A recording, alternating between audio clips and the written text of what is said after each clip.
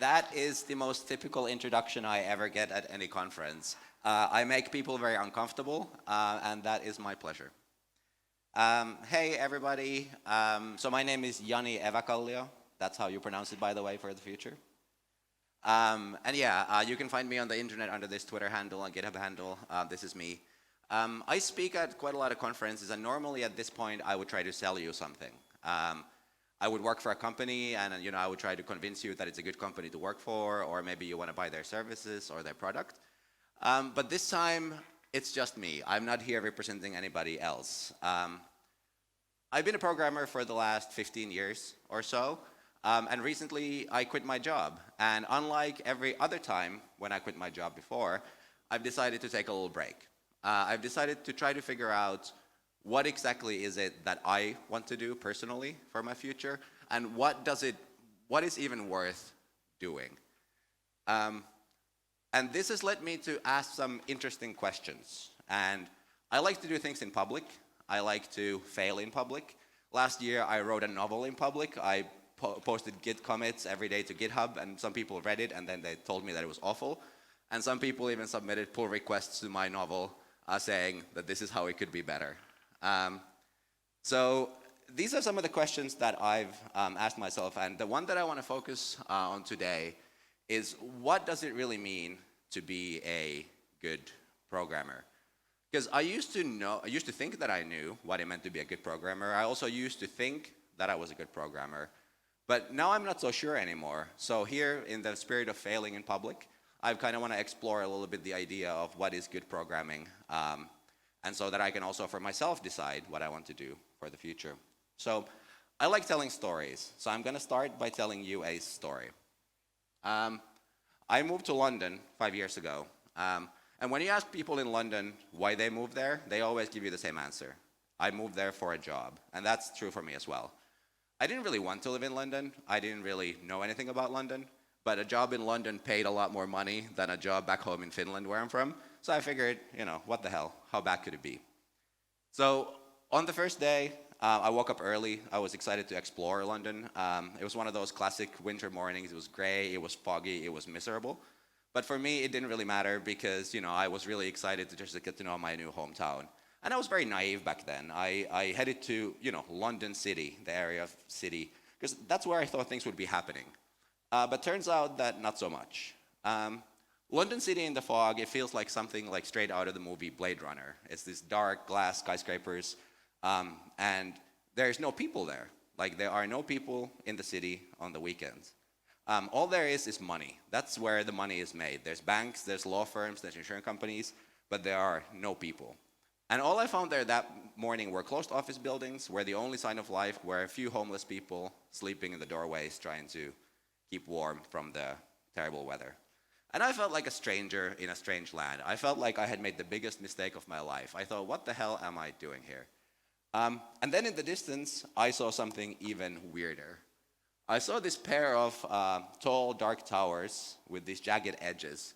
And it looked like they wanted to escape. They wanted to just saw themselves free from the sky and just go somewhere else. And compared to the modern landscape of the rest of the city, they looked like a relic from, not so much from a past, but from like this different, strange universe that could have been, anywhere else. So I walked towards these towers, and what I found was this complicated mishmash of buildings and pillars and raised walkways, and none of it made any sense, and everything was ugly. And this is not what I imagined life in London would be like. So I wanted to know, what is this place, and why is it here? Turns out this place is called the Barbican. We have a few Londoners here. They will know this place well. It's now my favorite place in London. It's quite possibly my favorite place in the entire world.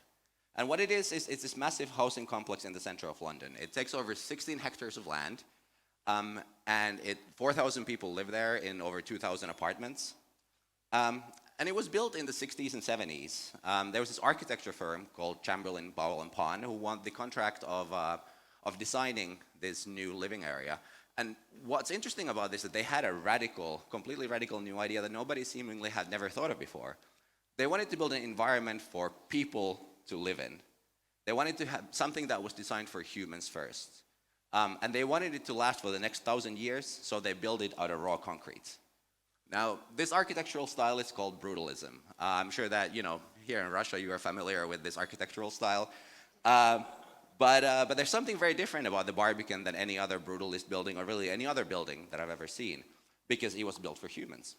Now, you may ask, isn't every building built for humans? Isn't that what a house is? It's like a place for humans to live. But this was different. It was radical. It was a radical reimagination of how humans live. What would they need? What kind of environment does it take for humans to thrive? So this complex is built around open spaces and greenery and water features. It feels like nature. It feels like something where humans used to live before the city took over. And the designers of the Barbican also understood that humans need, communities. They need culture, they need entertainment. So there's cinemas and performing arts centers and bars and restaurants and all the things that humans need. All the traffic is pushed underground into these massive tunnels, so humans can actually breathe fresh air and move freely, unlike the rest of the city where, you either get hit by a bus or you die of smog. And at the center of the Barbican complex, there's this big conservatory. And this place is a place of peace for me. This is where I like to go when I get overwhelmed in the city. And this is where I come to reflect. And during this period, when I try to figure out what do I want to do next, I've spent a lot of time here. And the Barbican, it's such a beautiful project, but for me, it's very bittersweet. It makes me happy, but at the same time, it makes me very sad. Because the builders of the Barbican, they wanted to build this Xanadu, this utopian vision of what the future could look like. They wanted to set an example of what a living would be like if it was designed humanity first. And they built it, but the rest of the world did not follow. The Barbican is what the past hoped the future would look like. And the future has turned out quite different than they thought. We are currently living in the future of the past.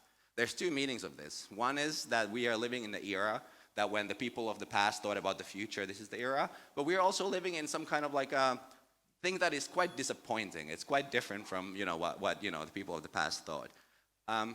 And throughout most of history, humans have been able to make predictions about the future because things just didn't change that fast.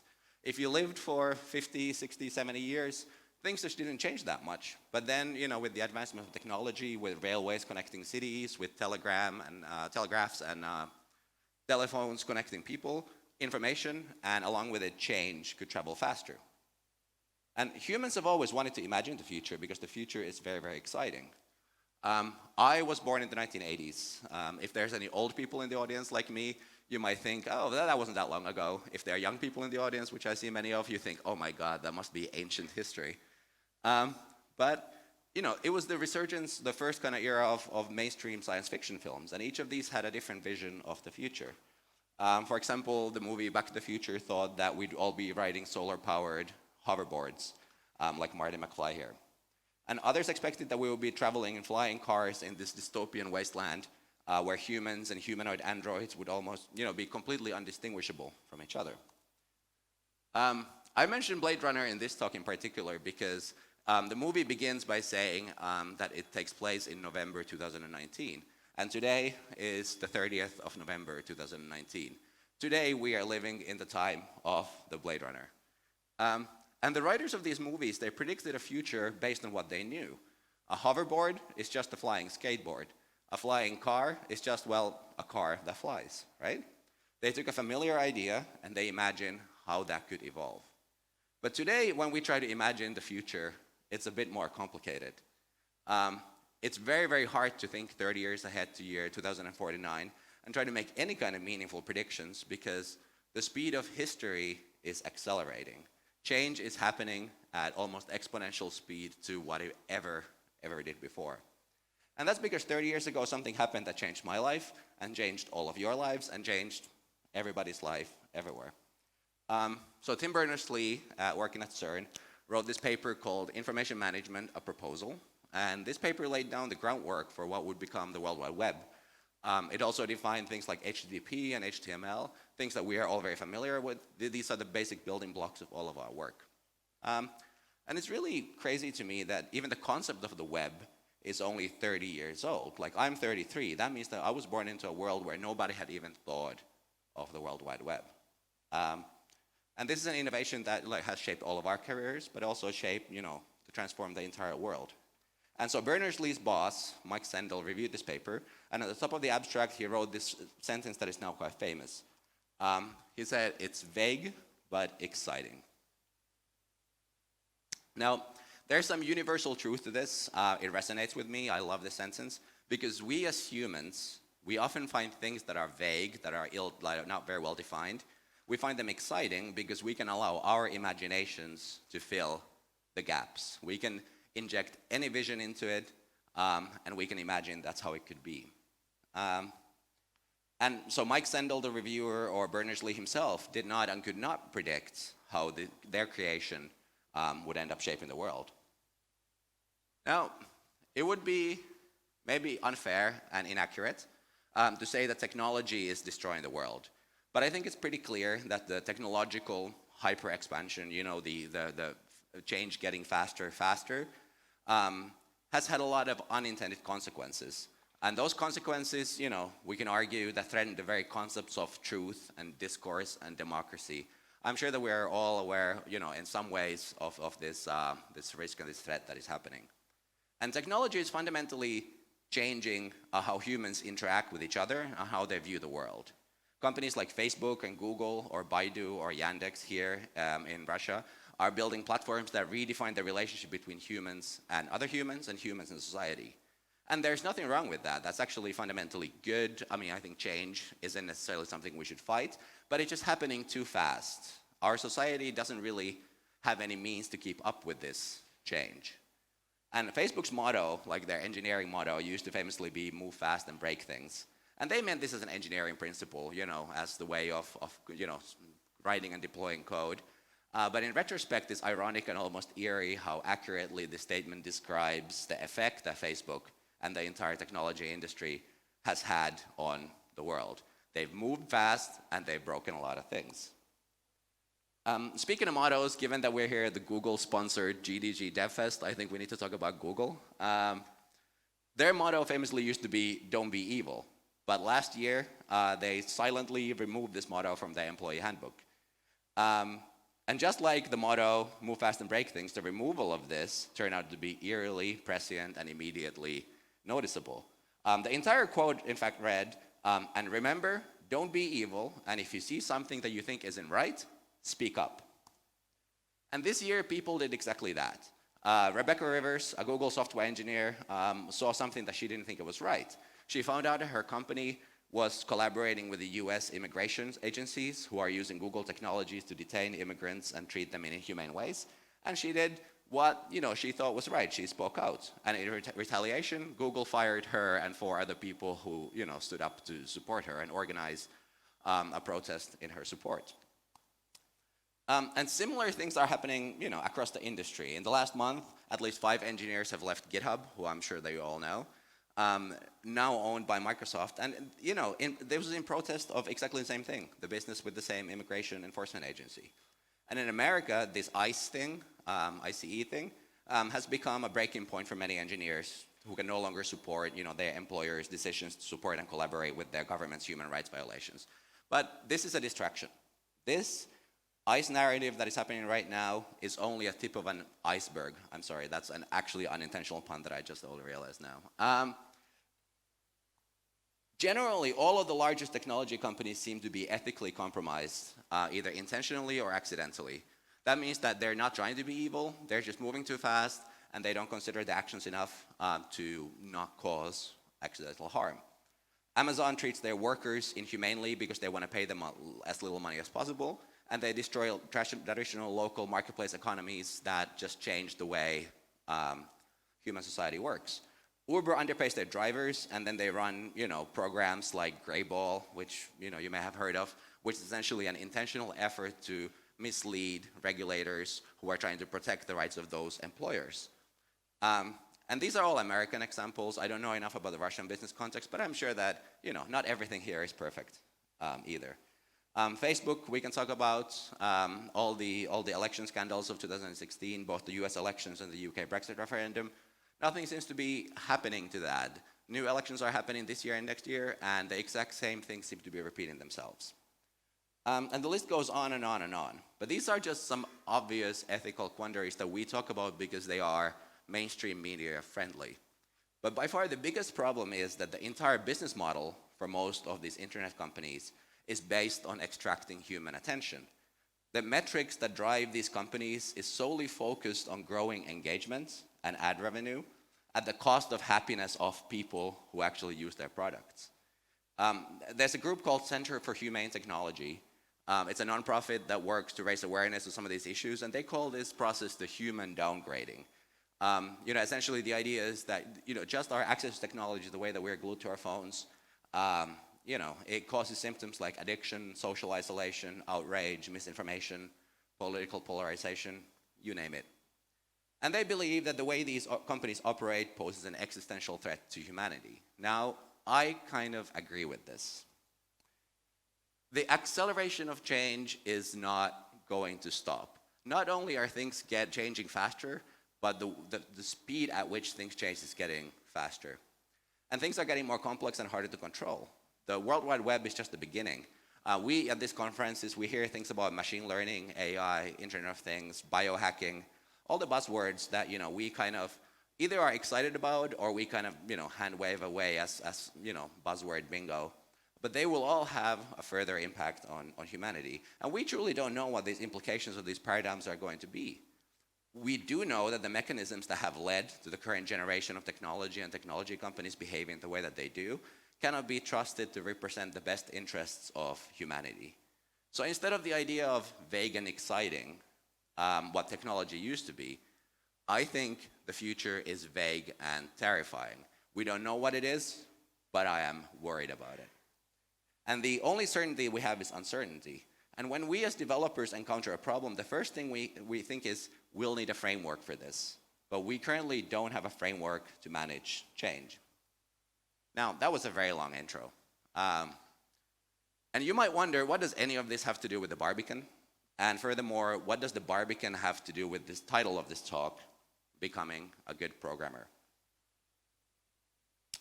The Barbican was the past idea of what the future would look like. But it wasn't just a prediction. They didn't simply say, future might be like this, or even future should be like this, and then walk home and go live on their lives. Instead, the architects of the Barbican, they tried to create the future. They identified philosophical principles that they believed in this case like humanism, and they used the medium of raw concrete to build a prototype of what those principles would look like in human livable form. And just like those architects and builders, we are the creators of a technological future. Now, this sentence it sounds very pompous, but let me explain it to you. Our medium is different. Instead of raw concrete, our medium are bits and bytes, lines of code, YAML files, Git commits, all the artifacts of our work. But we shouldn't get distracted by all of that detail. Every line of code, every configuration file, every feature, every piece of data that we collect on humans that use our software impacts humans that use that software. Software and software products are not anymore about code than the Barbican is about combining gravel and cement and water to make concrete. Fundamentally, we, the programmers, are going to be, in the future, in the driving seat of this, this change. There are plenty of other people in the back seat whose actions and instructions will affect whether or not we drive this bus off the cliff. But even if someone else is trying to tell us which way to go, at the end of the day, we, the programmers, we have our hand on the steering wheel because we have to write all the code that actually makes these things happen. So I've been asking myself this question. What kind of future are we building? And given that this is my journey, selfishly, I've asked myself, what have I done to direct that future? So I decided to write down a complete list of my achievements that I will now read out to you. Are you ready? Number 1, I have made a lot of money for people who already had a lot of money. Number 2, I have made a little bit of money for myself and spent most of it on rent. End of list. And the fact is that as our industry stands today, this can be considered a wonderfully successful career. Day after day, I've showed up and I've moved JIRA tickets from left to right. and I've gotten paid for it, and I've gotten, rewarded for it. And by any currently mainstream definition of a good programmer, I am a good programmer. I have a great CV. I could get a job pretty much any company I would want to work at. But here's the thing. Like I said in the beginning, this talk is a product of me trying to figure out what job I should do next. And the answer is, I don't want to do that job anymore. I just did the math. I am, as of last year, as of this year, when I had a job, I was in the top 2 wage earners in one of the richest countries in the world. What did I get paid for? I worked about 40 hours a week in a cozy office, drinking free coffee and spending about 10 hours a week on Twitter. That's what I got paid for. And if I were to die tomorrow, I would not be satisfied with my achievements and my impact. So I think this is a time when we need to redefine what a good programmer is. We need to have some kind of common shared understanding of, what is a successful career that has at least a little bit more worth than whatever I've been doing all these years. Earlier on in my career, I used to think that being a good programmer was all about being able to write a lot of code real fast. And if it had as close to 0 bugs as possible, then that was a bonus, but really nobody cares about bugs as long as you ship a lot of code, right? And later, as I progressed in my career, I thought being a good programmer was all about delivering business value and writing as little code as possible, because code is a liability and every code could be, a bug.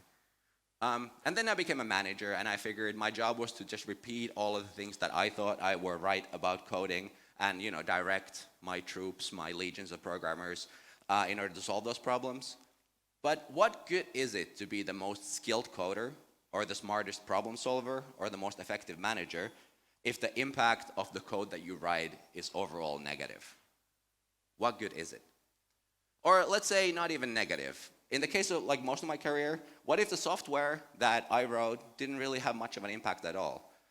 I made some money, my boss made some money, my company shareholder made some money. That's it. I did a good job, but what good was it?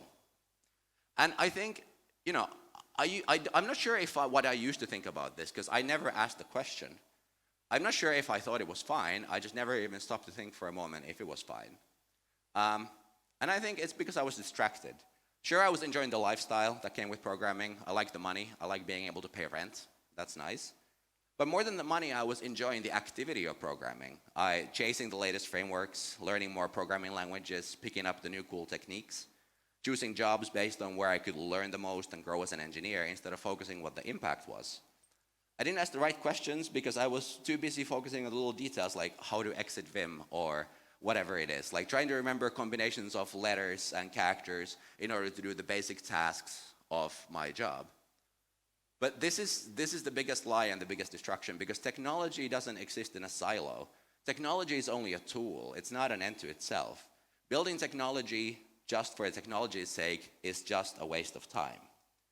So when we think about redefining what a good programmer is, I think we need to start by redefining what good is. So now that I've finally managed to get out, from my career for a minute and think about this, I'm starting to think that in order to be good programmers, we need to remove these blinders and engage in a software in a deeper level. Traditionally, we've been allowed to work in an isolation chamber because the nature of programming work is so narrow and so deep, and it takes so much focus to solve all these really complicated puzzles that we are given, that it's easy to, develop tunnel vision. We have granted ourselves the license to focus exclusively on code itself just because A, it's been convenient, and B, nobody's asked any more of us. So when we define what a good programmer is, we define what good is, not as in skilled, as in not good as in skilled, but good as in one who uses their skills for good. And I think in order to be good programmers, we need to not only understand how our code works, but also what the code does. And I think a good programmer understands the purpose is more important than productivity. Companies love to reward us for our work ethic, how hard we work. But they do not want to reward us for our moral ethic, meaning whether, we actually try to achieve anything meaningful with that work. And I'm going to talk about this for a minute, but before we do, when we talk about good and evil in a moral sense, I think we're entering the territory of moral judgment. So I want to put in a quick disclaimer. I am not here to tell you what to believe in. I think, based on the references, the movies, the companies I've cited, it's clear that me and you, probably live in slightly different worlds, in slightly different universes. My beliefs of ethics aren't necessarily the same as yours. My political views may not be the same as yours. My thoughts on economic systems may not be the same as yours. I would hope that we share some basic beliefs around humanity, but we all have our definitions of what is good, and that is okay. But I am here to tell you that you do need to believe in something. Being ethical isn't something that you get an exemption for. Because we live in a world where actions have actually consequences. And some of you may think, I'm just a programmer, this doesn't apply to me. But also, I'm just a programmer, and I'm here to tell you that it does. Programming isn't neutral. It was never neutral, and it will definitely never be neutral again in the future.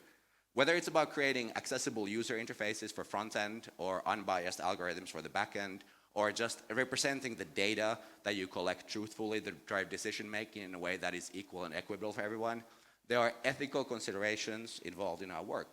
And being ethical applies to everyone. Not only programmers, but especially to programmers, because in our work, we have the ability to impact the massive amounts of people. The work that most humans do really only touches, people close to them, but the impact of the products that we build actually has the ability to touch billions of people. In aggregate, the work that our industry does has the ability to touch everyone, even those who aren't connected to the internet, because we are changing how economies work. So people who aren't yet online are still being affected by not being online. So ethics is a nuanced topic, and with the time available here, I can only go so deep. But I want to, give you some pragmatic ideas on sort of day to day, and then talk a little bit about what all of this is good for. So I'm going to define 3 questions that we should all ask ourselves or each other before we write any code.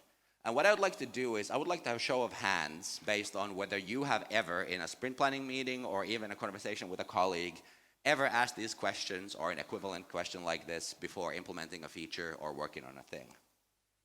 Firstly, what is the intended impact of the code that you are writing, and who does it impact?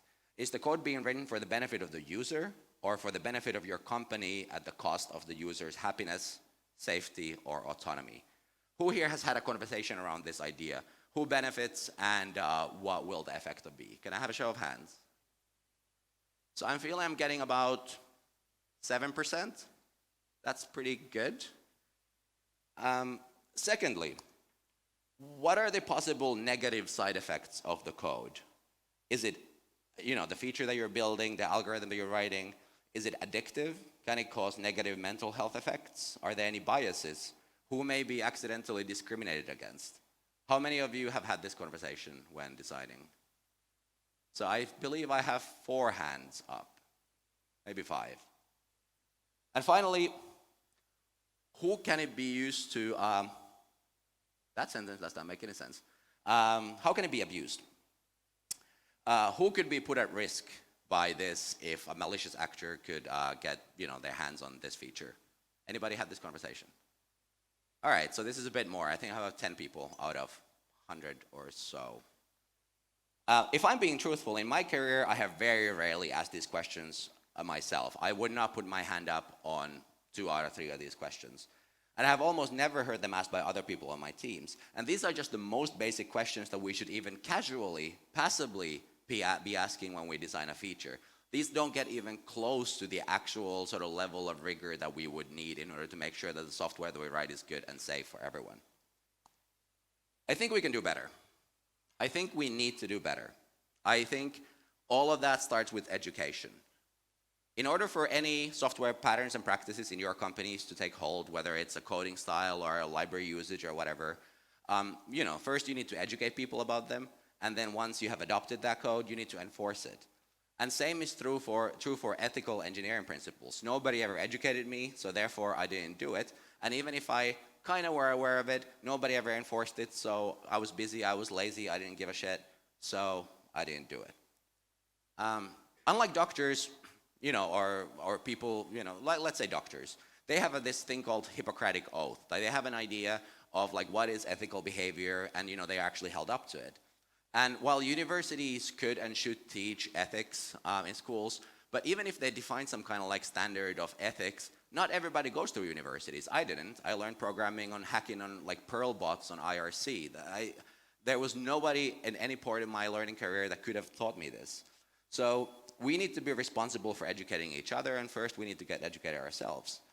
And similarly to unlike doctors or lawyers, we don't have like a medical association, a bar association that can punish you. Like as far as I know, there is no way for you to lose your coding license. There's no code so bad that you can write that somebody will take your keyboard away and go, no more coding for you. That's not a thing. And that's good too, because that means that, our industry cannot be controlled in some ways. But it also means that we need to self-police our own industry. And then, if you think that sounds like a massive drag and very, very difficult, imagine how difficult it is to influence companies. Like the old saying goes, there is no ethical consumption under capitalism. Similarly, can there be ethical production of software under capitalism? Because companies aren't moral or immoral actors any more than computers themselves are moral or immoral. Computers only do what you tell them to do, and likewise, companies only do what the people inside those companies are willing to do. But companies do have personalities. Each company has its own internal set of logic and set of values. Small companies usually look like their founders or their personalities. Early teams get to affect a lot how those companies grow because smaller boats are easier to steer. But, there's only so much that you can do as the company grows in order to influence how it behaves. And as companies grow larger, they can no longer rely on individuals in order to police every action. Instead, they must set in place systems that guide what people are working on at that company should be focusing on. And typically, these systems take two forms. It's incentives and metrics. Who here has a KPI or a metric that you are given, to work towards? Oh, very few. Either that question I formulated badly, or then you are living much happier lives than I was in a programmer, because I almost always had some kind of KPI that I was supposed to be working towards. But if you want to know how ethical a company is, I think it's easy to just see what do they incentivize and reward their employees for. Because if you reward people for short-sighted behavior or, like just generally not, considering whether or not things are going to, turn out well for the user in the end, then they are not going to do that. They will do the minimum thing that they need in order to get promoted or get paid.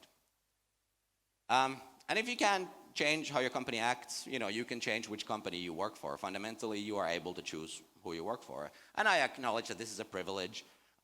Your ability to be ambitious about, the level of impact that your company has is dependent entirely on, how well you can afford it. If you have student loans to pay or a family to feed, you may not be able to quit your job and go do something else. And that's fine, and I'm not asking you to do any such thing. But there is a bare minimum that we need to work for because ethics does apply to everyone. So if you consider the applications and implications of your work and that outcome is not good, I think you can do better. And as a side note, if you do leave your company for moral reasons, tell them, because companies do respond to business rationales. If everybody's leaving because they're evil, maybe they'll stop being evil. But does any of this matter? Like, I'm not going to try, stand here and lie to you and say that by quitting your job at Google, you will suddenly fix Google. Like, you will not. You fundamentally will not. The rest of the industry will continue its own track, and you are the only one who's taken the hit. And yes, living an ethical life is actually more difficult than living a simple, uncaring life. You'll have to make sacrifices, forego opportunities, fight battles against all odds. And you could argue that living an ethical life is a virtue unto itself. Like, if you believe in a concept of heaven, then you might want to go there one day. Or if you, just generally want to live a good life, that's a virtue unto itself. But I don't want to take a detour to moral philosophy here. But there is a way for us as an industry to go forward without having to reform Google.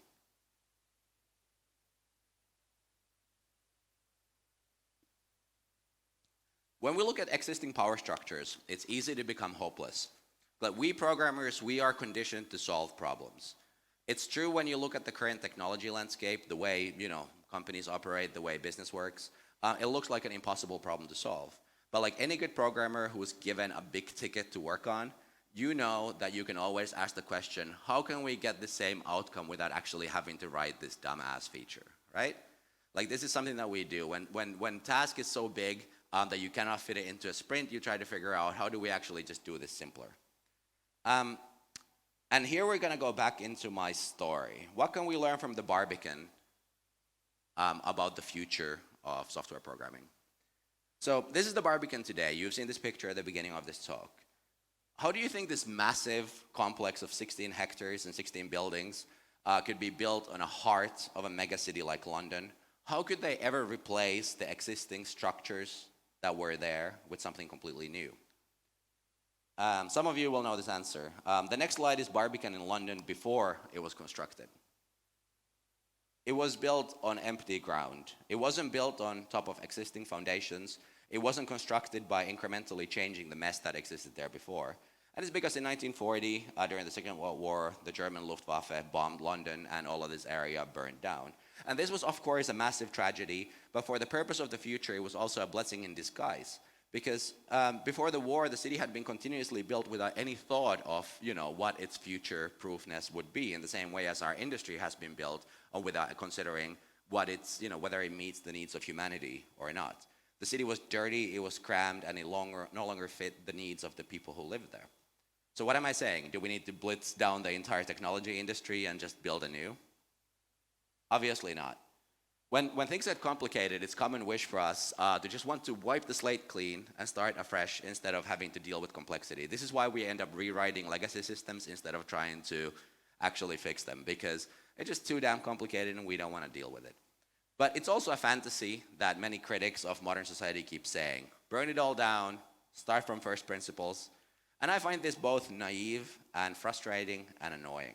We simply cannot do that, but the good news is that we don't have to either.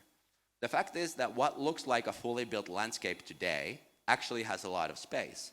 There's a lot of cracks that we can build in, and those cracks are only going to get wider because as the world changes, the requirements for companies change. We can use the great acceleration of pace of change to our advantage.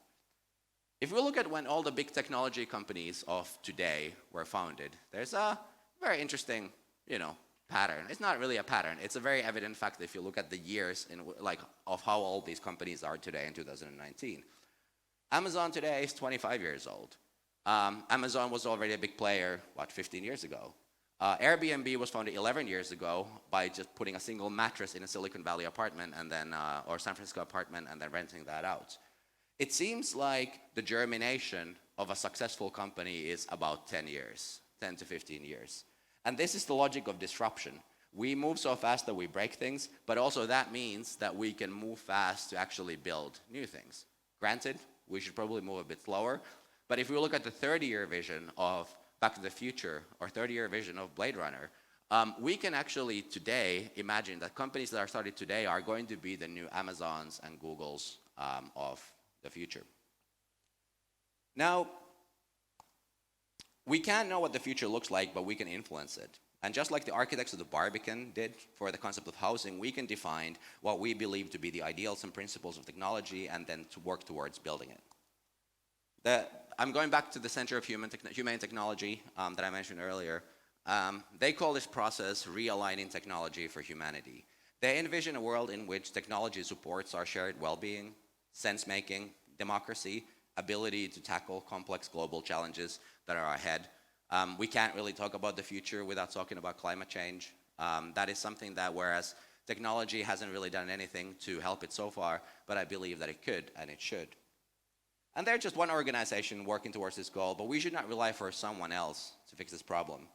We can't wait for governments to regulate our tech companies, or we can't rely on capitalism somehow developing a moral backbone, because that's just not going to happen. In order to drive any kind of meaningful change, we need to start from the grassroots. And just as the most influential technology companies will be founded in the next decade, millions of new software programmers will be also entering our profession. According to the latest survey of Stack Overflow, nearly half of existing programmers began programming less than 5 years ago. So we have an opportunity to redefine our value systems to prioritize human value over business value so that the next generation of programmers can grow up to be more socially conscious than we did. Now, what we need to do, and this is both vague and you might not be able to really understand why I am optimistic about this, but I am. We just need to start engaging with the future, the concept of future again. Because right now we are so just stuck in the present that we can no longer imagine what a future could be like. And I've been thinking about the future, and I believe that all of our positive futures, 100% of them, are dependent on something changing. There are no positive futures for humanity unless something changes. And we can choose to be part of that change, or we can choose not to be part of that change. And it's easy to be pessimistic. Like nihilism, the idea that nothing matters is the dominant philosophy of our era. But we can't afford to give up. We need to believe that humanity will overcome these challenges. We can't just sit on the sidelines and complain how everything sucks. We need to change the discourse around technology. People are no longer excited about the possibilities of technology. They may, queue up for the latest iPhone, sure, but they can't really imagine what technology can do for us. Instead, people are afraid. Like if movies and entertainment are a representation of our collective consciousness, technology is the new enemy. In Hollywood movies, back in the day, the villains used to be Nazis and zombies, and I'm sorry to say, also Soviets. But the new villain is also you. Not the Russians, but the tech. The new villain is the tech CEO. Technology companies have become the new other. Like all of these things, the Nazis, the zombies, the Soviets, they were always the other, the threatening thing that wasn't us. And this is the relationship between humans and technology now. We are the nefarious evil entity destroying the world, and we programmers, we are the henchmen, we are the stormtroopers of the new empire. And if you think this is unfair, I don't know what. Like, I think we deserve it, because what have we done to actually speak up to the emperor and ask, are we doing the right thing here? We need less black mirror and more white mirror. We need to believe that technology can, help the world instead of destroying it, or just that technology doesn't have any impact at all. Both of those things are lies. We need to start viewing ourselves as the protagonists of this story. And if you understand like the basic structure of any hero's journey, any story told in any movie, it's that a normal person enters this world and they need to take on impossible tasks that they somehow then succeed in, and then the world is saved, right? Like we need to view ourselves as that person. Like sure, is it likely that you individually are going to solve all these problems? No. But we need to actually start framing ourselves in that narrative. And it all starts, I think, by speaking up. So when I've been thinking about what do I want to do in the future, I don't know yet. I don't know who will pay my next paycheck. But for the time being, all I want to do is I want to speak up about this. Humans inherently value what we tell them to value. Humans value what people around them value. We are social creatures and we want to conform. Right now, the prevailing mode of thought is that nothing can be done about anything because nothing matters. And as long as we keep propagating this message around us, nothing will be done. And I don't know, like I hope that at least few of you have gotten some ideas, like when you go to your work, that you will, speak to your colleagues about this. And next time, you are given a new feature, a new app to build, maybe you can ask these questions. Who does it benefit? What is the impact? Who can be used to harm by it? And then also, like if you are like me, like speak at conferences, like we need to actually start dictating this narrative in a different way, and we are in the driving seat for doing that. And fundamentally, don't only also speak it, just, don't only speak it, live it as well. Take your blinders off and engage fully with the, with the job that you do. Exercise empathy for the users of your software and the society that your work helps to shape or to destroy. And, choose to do work that makes the world better and refuse to do work that makes it worse. And if you can't afford it, at least do work that, doesn't have any negative consequences. And I think that's what being a good programmer is fundamentally going to be about in 2020 and onwards. It's no longer about how fast you can write code or whether you know the latest tools or libraries. I think it's about what you choose to do with your time on this planet. Anyway, thank you. That was all I had for today.